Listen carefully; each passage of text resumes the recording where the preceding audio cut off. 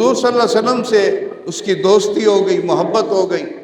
اب جب بھی وہ دیہات سے آتا حضور کے لیے اچھی اچھی سبزیاں لے کے آتا، اور پھر جب وہ جانے لگتا تو حضور صلی اللہ علیہ وآلہ وسلم شہر والی چیزیں اسے تحفے میں عطا فرماتے۔ ایک دن وہ سبزی وغیرہ لے کر آیا تو حضور صلی اللہ علیہ وسلم گھر میں نہیں تھے۔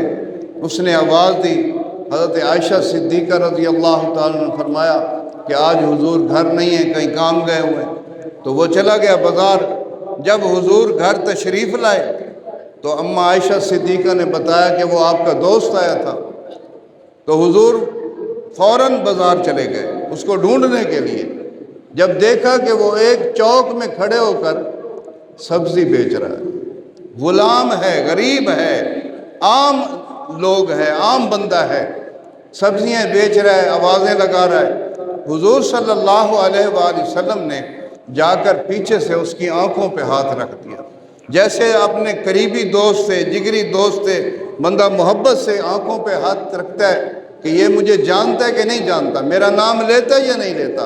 حضور نے اس کی آنکھوں پر جب ہاتھ رکھا، مجھے یہ بتاؤ جب ہاتھ اللہ کے رسول کے اس کی آنکھوں پر پڑے ہوں گے تو سینے تک ٹھنڈ پہنچی ہو، اس کے سینے تک حضور کی خوشبو پہنچی، تو وہ اب خاموش ہے، بولتا نہیں ہے، جواب نہیں دیتا۔ کیوں؟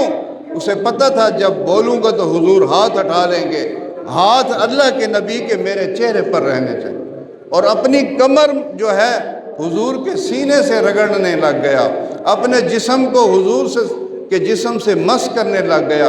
حضور نے اعلان فرمایا بازار میں، ہے کوئی اس غلام کو خریدنے والا؟ ہے کوئی اس غلام کو خریدنے والا؟ تو جب اس نے سنا تو وہ کہنے لگا، یا رسول اللہ میں غریب ہوں، میں نکما ہوں، مجھے کون لے گا اتنے بڑے پیسوں میں؟ تو حضور نے فرمایا نہیں، تو بہت قیمتی آدمی ہے، کیونکہ تجھے اللہ اور اللہ کے رسول نے خرید لیا ہے، تجھے اللہ اور اللہ کے رسول نے خرید لیا ہے، تو اللہ اور اللہ کے رسول کا محبوب ہے۔ اور حضور صلی اللہ علیہ وسلم اسے اپنے گھر لے آئے، اسے کھانا کھلایا، اس کی خاطر تواضع کی۔ یعنی اللہ کے نبی غریبوں سے اور نادار لوگوں سے اور غلاموں سے کتنی محبت فرماتے تھے، کتنا پیار کرتے تھے، یہ ہمیں اللہ کے رسول نے درس دیا۔